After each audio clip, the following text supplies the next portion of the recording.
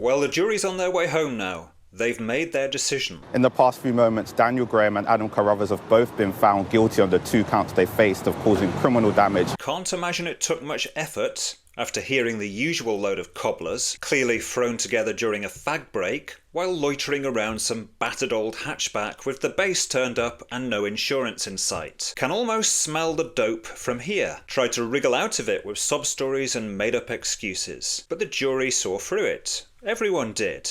Because deep down, everyone knows the truth. This wasn't just a mistake, this was malice. The Sycamore Gap Muppets, Dumb and Dumber, Tweedle Thick and Tweedle Thicker, the 2 half-wits who chopped down one of the most loved, most iconic trees in Britain, found guilty. What kind of absolute degenerates look at a 300-year-old tree, something peaceful, beautiful, something that belonged to everyone, and decide, let's ruin that, bro. It'll be a right laugh. These weren't rebels. They weren't misunderstood visionaries. They weren't making a statement.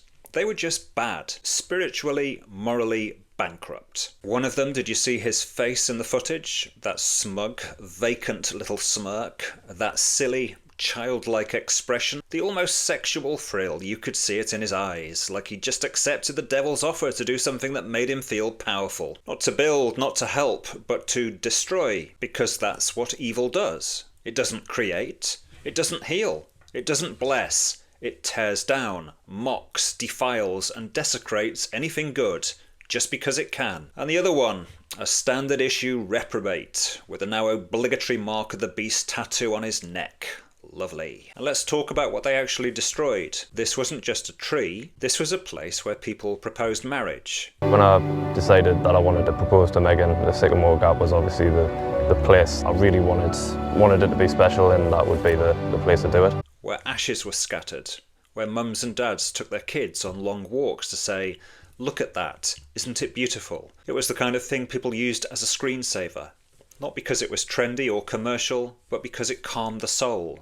It reminded people that in a world of chaos, something still stood tall and still and good. The Sycamore Gap tree didn't belong to politicians or corporations. It belonged to us, to everyone. It wasn't fenced off, guarded, or locked behind a paywall. It was just there, open, free, generous, like all truly beautiful things. To good people, that tree represented something timeless, something unspoiled. In a country where so much heritage is being bulldozed, rewritten, or erased, this was something we all agreed on, that it was worth keeping. That's why it hurt. That's why people cried. That's why it wasn't just a tree. And now it's gone. Not because of a storm, not because of disease, but because 2 spiritually dead men thought it would be fun to ruin something that brought joy to others.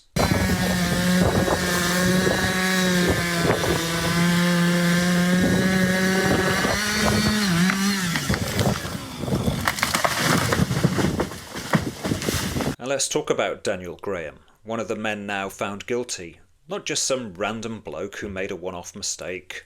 No, this is a man already known for causing havoc in local communities.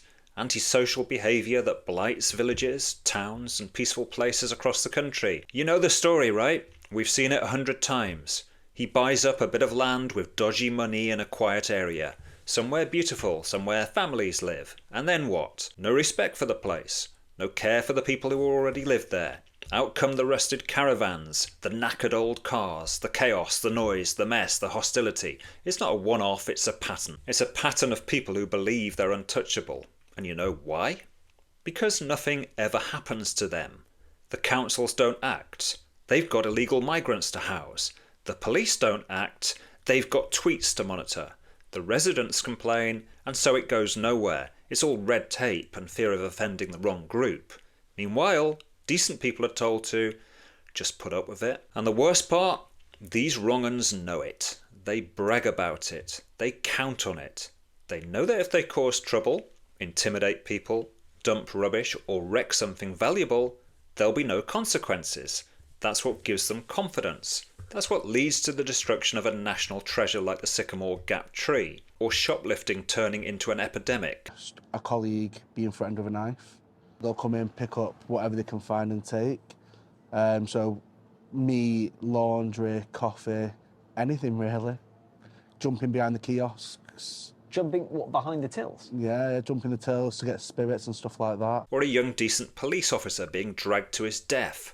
The couple had been married a month when he was called to a burglary and was dragged to his death behind a fleeing car. He died totally naked apart from his socks and boots and some shredded remnants of the trousers he was wearing. This was a completely senseless killing of a young police officer in the line of duty. Because if you never punish low-level chaos, it always escalates into high-level tragedy. That's why the authorities need to get serious. No more softly, no more please don't do that again. I'll break it down for you. The wrong uns giggle at that kind of stuff. They laugh at you when you come out with that kind of crap. We need ultra-strict enforcement. We need zero tolerance for this kind of antisocial rot that people like this spread wherever they go. Because this wasn't just a tree, this was a symptom. A warning sign of what happens when you let lawlessness grow unchecked, when people get emboldened by the system's weakness. And until we face that, until we stop making excuses and start making examples, we'll keep seeing scenes like this. More destruction, more heartbreak, more things we can't get back. That tree stood for centuries. It survived storms, wind, 2 world wars, and time itself. But it couldn't survive these two spiritually blind morons looking for a sense of power and control. And the devil gave it to them, just for a moment. You want to understand how evil works? That's it, right there. Evil is not just something we read about in ancient books. It's a force, like gravity. You don't have to believe in it for it to pull you downward. It's always acting on us, trying to drag us into selfishness, bitterness, destruction. The question is, do you resist it or do you let it in? These two didn't resist. They gave in completely. That smirk was the look of someone who's been spiritually hijacked and embraced it. Someone who thinks they've just pulled off something clever, when really they're a pawn in something far darker. Good and evil exist. Okay, we know that. They're not abstract concepts or social constructs. They're forces, they're real, and they're at work in the world and in people. And what we saw at Sycamore Gap was a direct hit, a strike from the enemy, not just against a tree, but against beauty, memory, tradition, peace and joy. Because the devil doesn't run around with a pitchfork and a red suit. Okay, that's the version we give to kids. Sometimes he just whispers in your ear, go on, do it, just because you can. And tragically, sometimes we say yes. But here's the good news. God brings life from the ashes. He brings resurrection from ruins. What man cuts down, God can raise again. Yes, the tree is gone, but the truth it stood for, that some things are worth protecting, worth marvelling at, worth passing down, that truth lives. And the forces of good are still stronger. Romans 12:21 says, do not be overcome by evil, but overcome evil with good. So we plant more, we protect more, we speak up, we build, we resist evil not with rage, but with righteousness. And yeah, they've been found guilty, and they deserve to be. They should serve their sentence properly. Not a slap on the wrist, not community service with a wet social worker trying to understand them. They need to feel the weight of what they did. Because accountability matters. Actions have consequences. That's justice. Having said all that, there's still a way back for them and for us all when we do bad things. I'm talking about real repentance. And no, that doesn't just mean saying sorry to avoid more jail time. It means being genuinely sorry. Broken-hearted sorry. The kind of sorry that hits you at 3 a.m. when you realise you willingly let darkness use you to do something awful. Repentance means you don't just feel bad. You turn around, you change direction, you stop cooperating with evil, and you dedicate yourself to serving the opposite force. Not just niceness or positivity, but Jesus Christ, the only one who ever truly defeated evil at its core. Because here's the truth, you're either serving the devil or you're serving Christ. There is no neutral ground. Every choice, every action, pulls you toward one kingdom or the other. So yes, Dumb and Dumber need to serve time. But if they ever want peace, it'll come from falling on their knees before God and saying, I was wrong. I let evil use me. Forgive me. Change me. And then proving it. Not with words. With a changed life. With action. Spend the rest of your days building instead of destroying. Lifting people up instead of dragging things down.